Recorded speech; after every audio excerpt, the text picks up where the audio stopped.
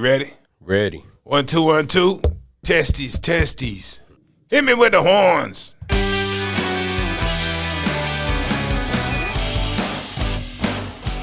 Ah, yeah. Ah, see, I switched it up. Yeah. Yeah. It's the Capital City Podcast. I'm your host, Capital J, alongside my main man, DL Glass. Today, we're talking about addiction. We had a show already where we talked about people dying of drug overdoses and the effect of drugs on the hip-hop community and all of that. But we're taking a different approach this time. We're talking about the addiction aspect and how the lifestyle involved in performing in the hip-hop arena can put you in a position where you can possibly end up suffering an addiction. So what's different about this, talking about it this way versus what we did last time, is the last time we referenced people that everybody knew about. Today, I'm going to make it a little more personal. I'm not going to necessarily be saying names, but I'm speaking on people down to our level of performing. People who perform at clubs and you know, I'm gonna add that in there too. So you see that, and you'll notice that the things that get your local performers strung out is usually a little bit different than what you hear about with bigger artists too. Absolutely. You know? Yeah. So we'll start in the clubs, for example.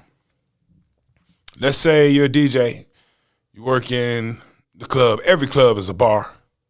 If it's not, it's whack. Am I lying? Unless it's a house. I'm just saying. Right. Even if it's a house, they're serving something. Yes. So what a lot of people don't realize is that a lot of performers are actually private, personal people. You know. You don't say. Yeah, sometimes there's a side of them. The side of them that's so creative to create this is a lot of times the introverted side of that person. The side that performs it is the extroverted side. And some people can't tap into that side without a little help. Right. When they're a natural introvert, which I would say is the first step to lead people to an addiction when they're performing as a performer. Because the first thing you do is you realize, I'm nervous. Need something to knock the edge off. I needed something to knock the edge off. Yeah. And for most people, that's the starter thing is alcohol. So you drink a little bit. It knocks the edge off, you straight. But what happens, and everybody knows this, if you're working in the environment, in a club performance environment, drinks keep coming. You don't have to buy it. You don't have to want it. It's coming. You straight, you want something? Sometimes they don't even ask. You just put a drink down. That's you. So now your 1 or 2 drinks to take the edge off turn in 3 or 4. And over time, you develop a tolerance, especially if you're in the club all the time. And this is how you get to my first level of addiction, alcohol. Alcohol is the first poison. Because when people trying to bring the extrovert out of their introverted selves, alcohol is the poison for that. Right. You different when you drink. Right. Right. And if you happen to be one of those people that get extremely sociable and people like you when you're in that phase, then you'll start to feel like that's the version of you that people want to see the most. And that's the version of you that you will take to every occasion. And the more popular you get, the more occasions pop up. And before you know it, you like this 4 or 5 nights a week. And it's easy for something like that to turn into a habit. Habit turns into an addiction. Now, I'm talking about this because I know a few DJs who used to like to drink while they DJ. I'm one of them. I would say that I probably, one of the things that helped stop me from drinking so much in the club was when they banned smoking in the club. You can't smoke a cigarette in the club. Well, I'm not going to sit there and drink as much if I can't smoke a cigarette with it. So it slowed me down a lot. Okay. And I'm kind of thankful for it in retrospect. You know, I was complaining at first, but now I just don't drink as much when I DJ. Okay. But for a period of time, it would be nothing to have, you know, just back-to-back drinks over the course of the night. 7 or 8. Easy. Right. And I'm standing there, I'm sweating the whole time. You know. But I have to admit, if I'm locked in, I don't really feel it. It's only been a few times I felt drunk. You know what I mean? Right.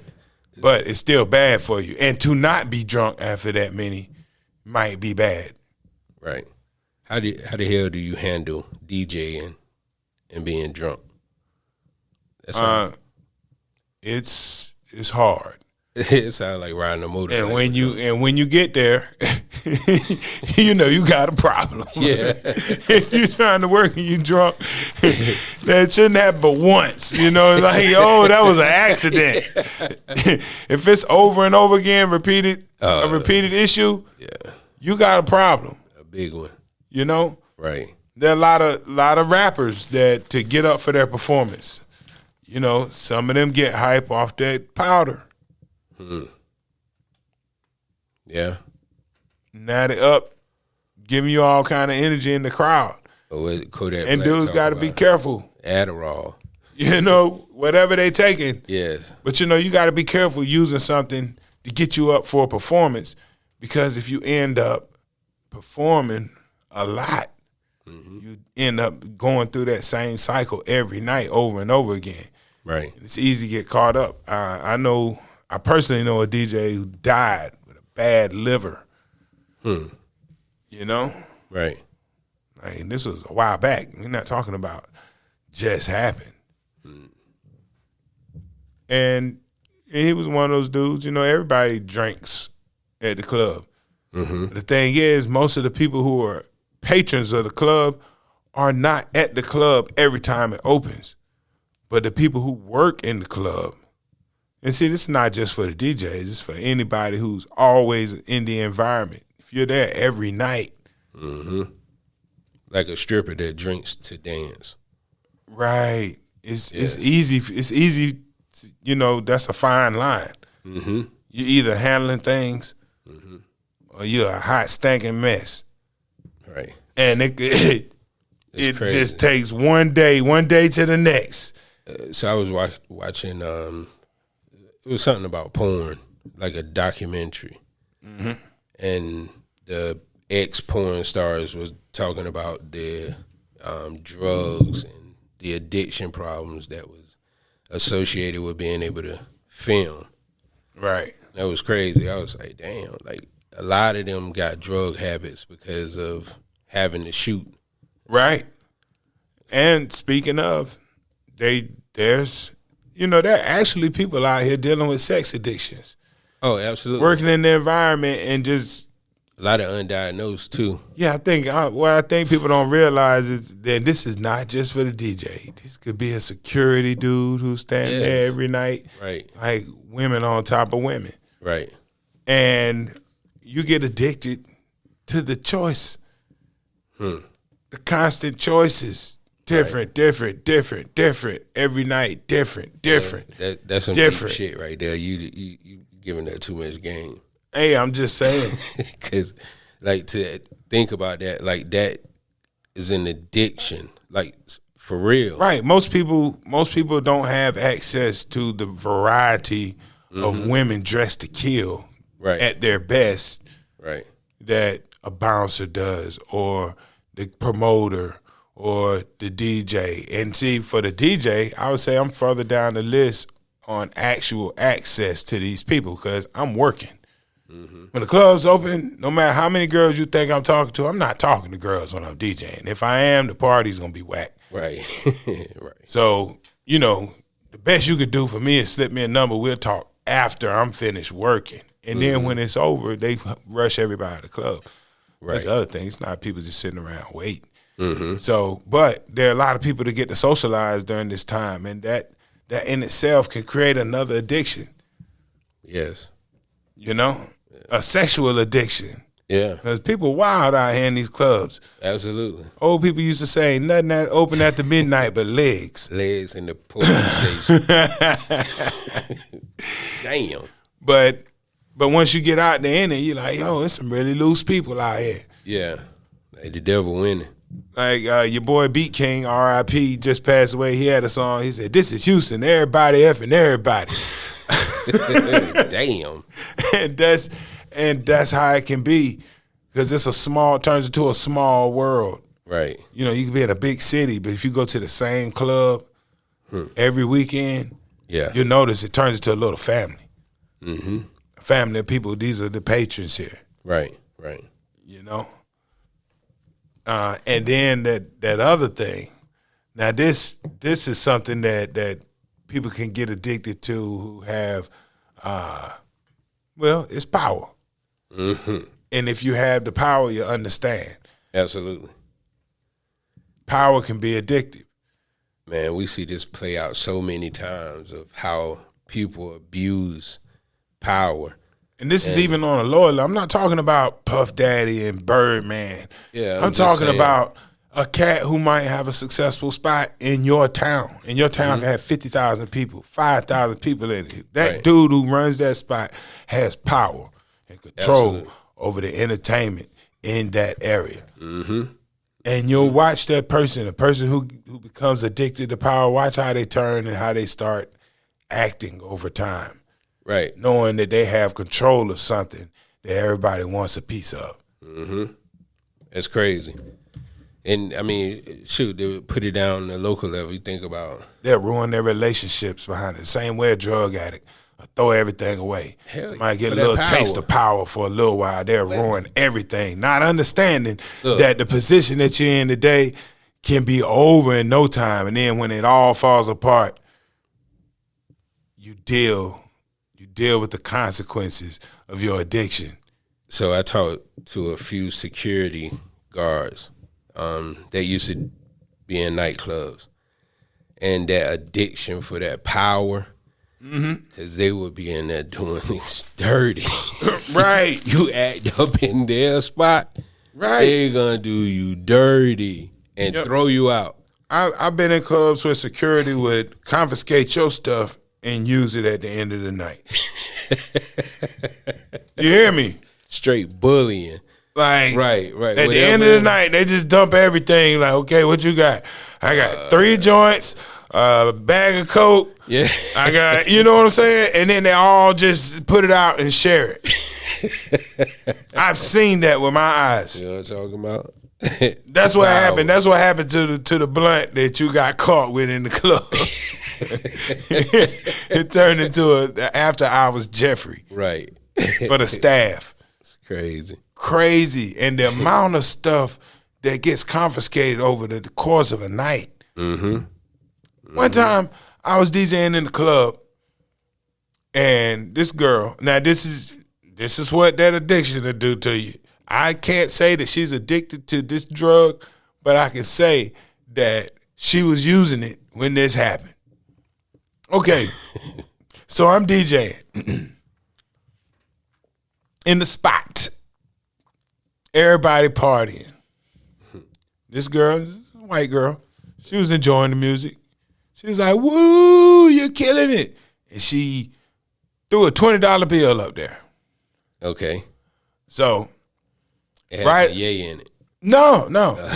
Right about that time, it's whatever set I was rocking, I'm flipping the style to some go-go. Play the go-go, whole club rocking. She comes up like, "Dude, what the fuck is this?" like as if I paid you to play something different. Like, what is this? So I pointed at the dance floor. Like, look, everybody's having a great time. Club is lit. It's all good. Right. So she gets kind of rah-rah. So I reach in my pocket. I was like, well, whatever she gave me, she can have back. I just don't need this. You know what I'm saying? So I reach in my pocket, and I just grabbed whatever was in my pocket and threw it over there where she was. Like, take it back and go head on. Mm-hmm. Next thing I know, what I'm realizing after the fact is I threw a $5 bill at her.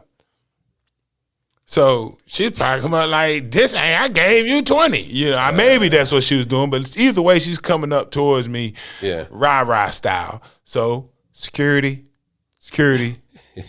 came over there and just tucked her over his shoulder, started walking out the door like a rug. Right.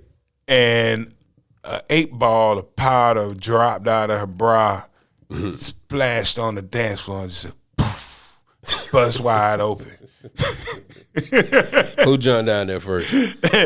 Nobody. Everybody was dumbfounded. Everyone's like, "What, did this just happen?" Yeah, that happened. That happened. And I said to myself, that's why you acting like that. Yeah. That's why you walked in the club high on cocaine and felt like you needed to direct the DJ. It happens. Hey. It happens. Watch yourself out here. The addiction for money is crazy too, because they'll do anything for money. Oh man, money. And then when I say they, I'm talking about those addicted to money. Who? Hey, what is this? I'm sorry. Yeah. You're sipping on something. Oh, cognac. You got to warm it before you put some cognac over in there. Thought that was whiskey or something. Yowzer. Okay, back on the subject. But I was talking the money. Money will have you acting out of character for it. And we see plenty of examples of money. And I think more importantly right now, social media. Yeah, people are addicted to pretending they have money. Yes. Today. You know, I think back in the day, you had a lot of people that were addicted to the actual hustle. Right. And I'm gonna give you a sign of being addicted to the hustle. Anybody who lived through the 90s, you know, there were a lot of hustles going on in the 90s, early 2000s. And I don't mean drugs or just drugs. Right. I mean CDs, everything. DVDs, Yep. clothes, Right. Food. Everything, man. Everything. Everything There was a true hustle. Right. There was a hustle spirit during that time where everything was being hustled. Like even just cases of Moet, Cristal, whatever. Anything. Like just everything was being hustled on the black market, and you always knew a guy. Right. You know, you knew a guy for everything. Yeah. You know, everything you need. It was everything was being hustled. Right. Women like pimping that came back even. You know, it's like it was the streets. Pimping ain't dead. And a lot of people became addicted to hustling because and it's not that when I say it, here's how you know somebody's addicted to hustling. When they're not making any more money hustling than they would if they were just working at McDonald's. Right. But they're addicted to just the hustle, just the idea of, because when you're hustling, it's almost like playing the lottery, and you think one day you're going to come up on a lick that's going to set you straight for a little while. But the truth of the matter is you're going to hustle every day and probably, you know, and once you figure out what your hustle is, it doesn't take long. It's like, okay, this hustle is worth about this amount a day. If I put this much time into it, this is what happens every day. And you'll see a pattern. If it's not any more than you will make on a real job, you're just addicted to the hustle, homeboy. Right. It's just not doing you a bit of good. You're not coming up off of it. Right. You just like the hustle and everything that comes with the hustle. Because when you hustle for a living, there's a whole different world that you operate in. And you only have access to that if you are a hustler. And not having that's part of the addiction. Yeah. Access to the world of the hustle. You don't get to operate in this world if you're not hustling. Right. And I think and dudes can't leave it. I can't leave this because it's exclusive. Once you get the hustle card and you're a part of the hustle lifestyle, and you see the underbelly of society and the underground economy and what it is, all you start to see is hustle. You see hustle in everything. Everything. Right. Right. I'm a natural born hustler. I was cutting hair in high school for money. I took it to college to cut hair. Right. Every time I look at somebody to this day, when I see a crooked edge up, I'm like, man, I can't help it. Yeah. When I'm at a party and it's bad and the DJ's bad, I'm like, man, they should have paid me. I'm always thinking like how I could have made some money out this situation if I, Right. But the life, when you get addicted to the life, working 9 to 5, you feel like you're missing out on the opportunity to hustle. It's the same reason, when people stop doing drugs, they feel like I'm missing out on the opportunity to get high. That's what an addiction is. And the hustle is addictive. You wake up, you set your own hours. Right. You wear what you want. You interact with who you want to interact with. How you want to interact. Like, let's say you're a party promoter. This is what you do. Your success depends on how much you put into it. But the job, if that's what you like to do, why would you enjoy it? You enjoy going out and meeting people, promoting parties. Right. But then at the end of the week, you're like, man, I could have worked at McDonald's all week. At least at McDonald's one day I might be a manager. Well, if you start, you want to make it. So that addiction, that's kind of, you know what I'm saying? Like, there's a time, there's always a time span you got to put on how long you put into the hustle. But we're just assuming that you've already been past that and you still trying. But of course, you're not going to give up in the first month. Oh, yeah. Matter of fact, if you're promoting, I would say you need to give it a few years before you see what it's really going to become. Like, even if it's dead after a year, keep on going. I'm not saying quit. Right. But there are signs of addiction, though. When it takes tolls, when you don't have anything that you should have because you have devoted your life to the hustle, it's time to... Unless you just love to hustle that much. Hey. To each his own. Ain't no judgment. Hey, when it's bad for you, that's usually how people determine whether or not you're addicted to something. Are you messing up the rest of your life for this thing? Are you letting other things fall to the wayside? Yeah. Shit, I get what you're saying. But yeah, I'm thinking about the guy who has been to prison 3 times already. And keep right on hustle. Keep right on hustle. Addicted to the hustle. Yes. The life. Yes. The life. Yes. It's your identity. Yeah. But good dude, though. Hey, I can't judge him. It happens. You know what I'm saying? That's what he do. I can't judge him. Some people gotta have that adrenaline rush. Yeah, man. And that's another thing. The hustle probably provides an adrenaline rush, but there's a dose of adrenaline that the hip hop industry can provide you every time. Like if you're a performer, every time you perform and people, that's something that you can't get anywhere but on the stage. And if that's what you're addicted to, when it ends, you're going to suffer.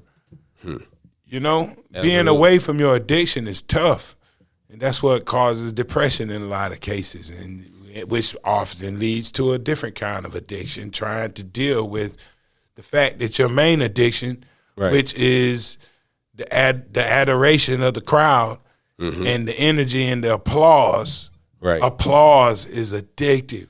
As a DJ, like every time a DJ drops a song, certain songs, every DJ got songs saved up, always tucked aside. No matter how the party's going, you got a song ready that you can drop just to get that. So it provides you what you need. Right. And a lot of DJs get addicted to that. It's crazy you say that about the addiction leads to depression. When you don't get it. Yeah, or when you stop it. Because the addiction of today can lead to depression in the future. And it reminds me, a well-known rapper was talking about now in his later years, he's struggling with depression. Mm-hmm. But if you listen to the interviews and stuff, he was talking about his addiction early on. Mm-hmm. And it was a heavy drug addiction. And now it has transitioned into this depression that he doesn't know where it came from. But I think if you're going to tell the story, tell the whole story. Right. You know what I'm saying? Like, you know where this shit came from. Right. Like the drugs you was talking about, you was on.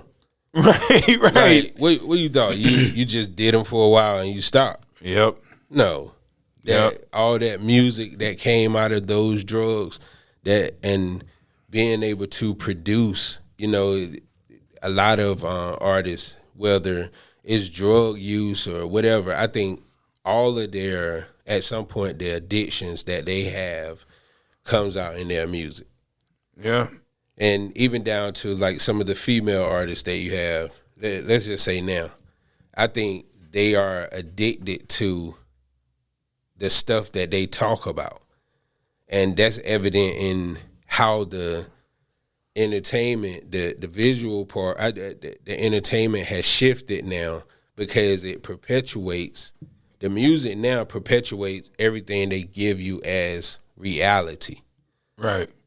Air quotes. You know what I mean? I gotta wonder how many people are addicted. Like, we talked about the people who become addicted to perform.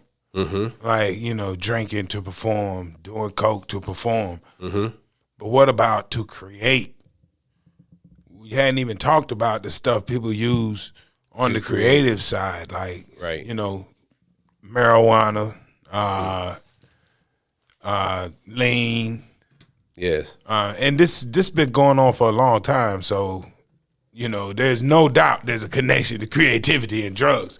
Acid, shrooms, LSD, whatever. Like people have always, they've been using this stuff for a long time, and some incredible music has come out of some altered mind states. Absolutely.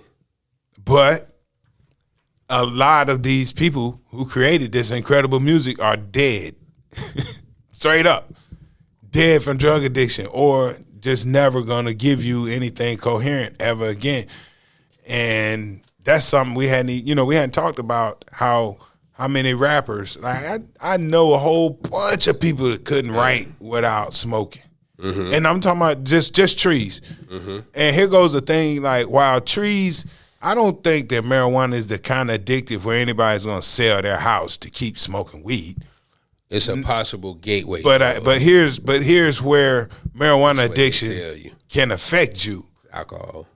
Like, okay, we understand that getting high affects dopamine. Mm-hmm. When you replace something that would naturally be created, anything that you have in your body that's going to naturally be created, if you add something that's a fake version of that, then your body doesn't have to create it as much. Right. And what I think a lot of people don't realize is that when you smoke weed all the time, the normal that you don't feel when you don't smoke weed, because now your body has replaced the dopamine that it would normally create to keep you happy about stuff. Right. You've been replacing it with something else, right? With what you get from smoking trees. Mm-hmm. And when you stop, people get irritable. Mm-hmm. Right? Right. And all the things that come with it. But, you know, I've seen it doesn't take long to get over that. And like I said, but that means that there are some levels of addiction to even smoking too much. And you use that in your creative process. What happens when you don't know how to create without it?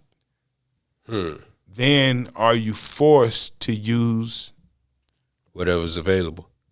I mean, are you forced to just continue? Like, you may reach a point in your life, you say, I don't really want to, but then you notice that your music isn't the same. People don't even respond to it the same. Mm-hmm. And, you know, not every artist is going public with when they're on and when they're off, but a lot of times, you know, it's been documented that a lot of times people's music that they release when they're off isn't as well received as the music that they put out when they were on it. Shit, I get it. Yeah. That's like Mary J's music when she's in a relationship, I don't want to hear it. All right, but Mary J is another one that has dealt with some substance abuse. Oh, absolutely. But when you said about sometime, basically, Yeah, I don't want to hear her in a relationship. I want to hear out that nigga. Right. And you never know. Like out here, there's some people are addicted to the pain. Yeah. Pain music, man. Pain music is what they call it now. Right. I can't create unless I'm in a painful situation from a painful place. Yes. And they'll subconsciously sabotage themselves to put themselves in positions where they can hurt. Yeah. But, I mean, is that any different than an actor who really wants to engulf himself in the role? Yeah, if you self-sabotage in real life situations. Are you talking about not just putting yourself there mentally? Not just putting yourself there mentally. Sometimes they'll sabotage their own relationships just to reach that spot they need to find. Yeah. You know, addicted to the pain. Like if it ain't painful, they don't even feel right. You know, I've known people before. If something ain't really wrong, if something ain't all, if something ain't all the way wrong. Right.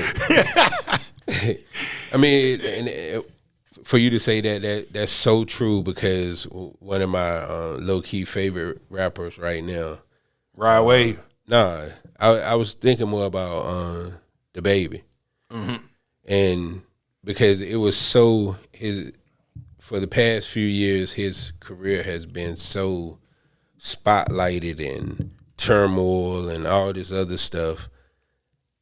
And I just feel like he was, in some ways, he was helping the narrative. You know what I mean? And when I say helping the narrative, I'm talking about like it's like he was in front of our faces, so we saw it happening. Oh, was he addicted to something? Well, when we was talking about the pain. Like, the Baby. Yeah. You know what I'm saying? I mean, because there's so much trauma that he went through at a certain time. I wonder, it's self-inflicted. Or how much of his pain is self-inflicted? All of it. Like, the dude at Walmart. His brother and his dad, no, he's not. That's not self-inflicted. I'm not saying that. Right. You know what I mean?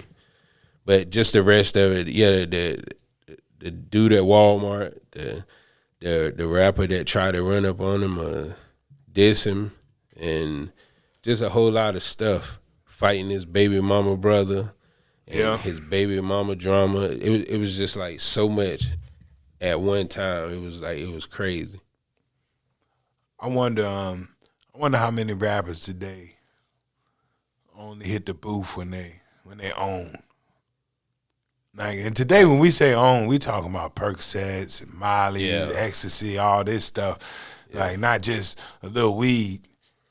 And, maybe that's part of the showmanship issue nowadays. Yeah. Right. Well, I think a lot of them are on something. And you say Wayne used to have that issue real bad, didn't he? Lil Wayne? Yeah. I mean, he was out there pretty bad. Yeah, Wayne stayed with Double Cup. Right. A lot of them. And then it's crazy because you got an artist like Lil Wayne who was really out there on it. And you can think about the time, like we've known Lil Wayne as an artist since he was a boy. Right. And you think about how he used to rap. Mm-hmm. Well, around that time people really start getting drugs in their life, it's probably around the time he turned to Lil Wayne that we know. How much do you think this explosion of lyricism had to do with drug his abuse? drug of choice? Mm-hmm. He went from weed to other stuff. You think so? Yeah. I mean, I'm just saying it's possible. I mean, he damn sure turned up. Turned into something else. All the way up, Right. And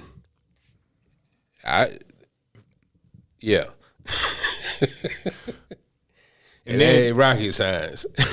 We watch other people like let's take Michael Jackson. We don't know.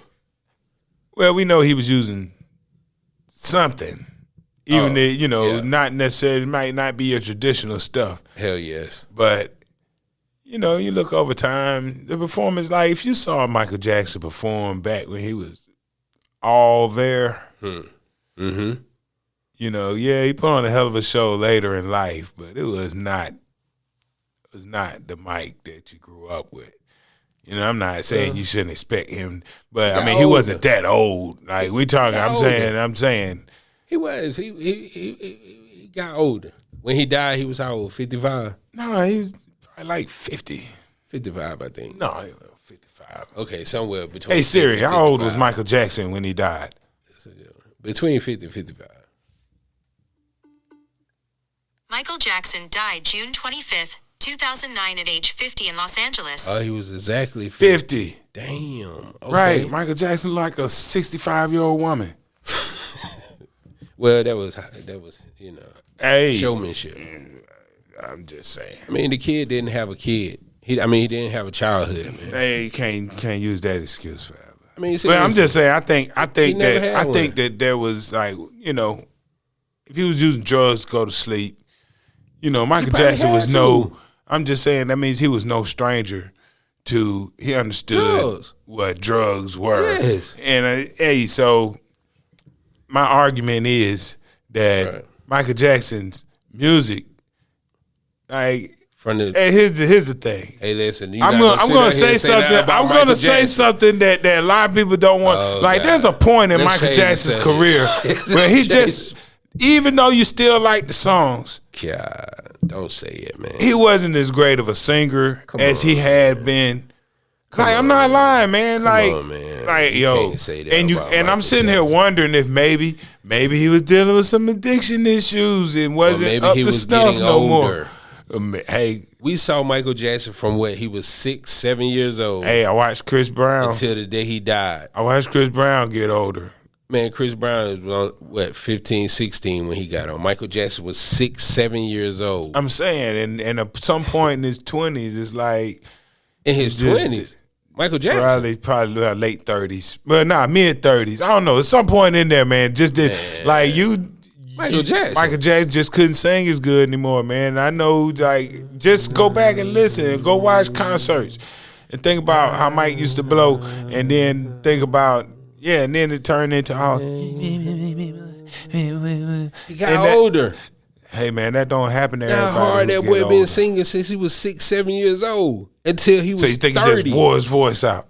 Michael, what? We so far. You know how many years it took him? and no, we're not too far away because you know why? Some people will argue that he was addicted to plastic surgery. He was definitely addicted to plastic surgery because.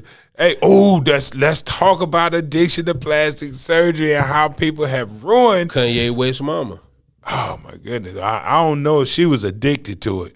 But, she had the surgery. But when I look at Michael Jackson, Lil' Kim, Vivica Fox,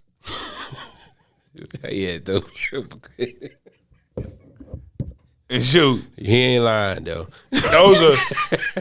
Those are three people. Those are the most drastic changes. To me, Jada Pinkett Smith looks different than she used to look. I don't know what she did, but something happened. Absolutely, yes, absolutely. I don't know. I've never seen a black woman get a nose job that made them look better. Ever. No. Nobody. Yeah. Never seen a black woman get a nose job and come out the other side of it looking better. Yeah, I haven't. Like, there's no, Right. Like, whatever nose you got, no matter how you're unhappy with it, no matter how unhappy you are with it, whatever they're going to give you. It wasn't contoured for you, Sean. It's not going to make it better. Yeah. Hell yeah. It only goes downhill from here. Love the nose that's on your face. I promise it's the best one available. They don't have one in the closet. They don't have one in the catalog. But yeah, plastic surgery addiction. Like, look, like girls are addicted to butts. Man, yeah, man. Like, and listen, it's a serious problem. I see, and the problem is like, here's the thing: nothing looks like natural, and girls think that guys want something even if it means accepting it and it's not natural. No, what guys are trying to tell you, we like big butts. We don't like the big fake butt. We like big boobies. We don't like the big fake boobies. It's somebody walking around Crabtree Mall right now with a financed butt. I mean, hey. What's going on? And everybody ain't built to have but here goes the thing. Everybody's not built to have a big butt. But here's the caveat. As long as you've been alive, different body parts come in and out of style, just like the types of jeans people wear in their hairdos. Yeah. I mean, it's like it would be like for a girl to permanently remove the hair on her stuff just because don't nobody like hair on their stuff right now. Well, 30 years ago, everybody had a hairy bush. And 30 years from now, they might have a hairy bush again. You're not going to be able to have one. That's why you got to be careful with permanent changes. An addiction to plastic surgery puts people where they stuck looking like right now. And right now is never as popular 20 years later. Right. Like imagine if you had to get plastic surgery to get a hairdo that stay on you for the rest of your life. How could you even choose the hairdo? How you know it's gonna be popular? You might pick an afro. Then next thing you know, the flat top coming, you can't get one. You stuck with the afro. And that's what happens when you get this big old butt. I guess you can. Can you remove a butt? Yeah. I think, what's her name? Oh, girl, remove her butt. Yeah. Word? Yeah. I guess it depends too, doesn't it? Like if you get some injections or if you get some the implants or something like that, you can probably remove implants. Right. But injections, you might be stuck with that for good. Especially if you got it then in the hotel. Mess around and get it. Yeah, man. That plastic surgery messing people up, man. In a fucking hotel. Like, are you crazy? Right. Is that an addiction or that's a trend? That's a trend. It depends on how many you got. If you got one, maybe two, and you stop, probably not an addiction. But when you take somebody like Lil' Kim, we see over and over again that this has happened over and over again. Maybe an addiction. Quite possibly. Mm-hmm. Michael Jackson, absolutely an addiction. Yeah. Prince, the plastic surgery? Prince look like that. Look, that's you just said Michael Jackson. I thought you was talking about because of the drugs he died of. Oh, nah. I was thinking about the plastic surgery. Right. That might have been. Who else had plastic surgery? In hip hop, they say 50 Cent had. Plastic Cardi surgery. B. They said 50 had plastic surgery. Nah, I don't think so. I think he probably took them steroids. But hey, that's an addiction too, ain't it? I can't think of anybody in hip hop that I've seen that looked like they had the steroid body but didn't stop eventually. Everybody seen that laid off. Like Dr. Dre got swole. He's using the steroids. He had to been like, yeah, he was dude big as came shit. out looking like one of the monsters from Space Jam. What's that shit you use? Right. Timberland was all swole up. Yeah. Busta Rhymes was all swole up. Yeah. 50 was all swole up. Right. But none of them dudes look like that now. Nothing. So I can't say that any of them became addicted to steroids because they, did it for the moment. Yeah, it was for the moment. But that was something though. We had a steroid era. Hip hop had a steroid era. This is how far we come in hip hop. We've been through a steroid era, a hard drug era, a punk era, a rock and roll era. When you said punk, I said yeah, I'm just saying, we had the Beastie Boys and Bizkit. Like, hip-hop has been all over the place at this point. We had all types of eras. Mm-hmm. And then we're in the hard drug era. We're in the hard drug and the whore era. Yeah. Not whore. Well, I'm just saying whore is a girl who takes money for sex. And it seemed like whole era, man. It seemed like all these girls are trying to be whores. Hoes. Huh? Whores were organized. Oh. So this Capital City Podcast, you should be addicted to this. We provide dopamine and good vibes. I'm glad you put it out there. Yeah, make you feel good. Public service announcement. Yeah, this is public service announcement. For the first podcast in North Carolina. Strictly about hip-hop from the North Carolina perspective. The first one. It's the Capital City Podcast. I'm your host, Capital J, alongside my main man, DL Glass. We'll holler.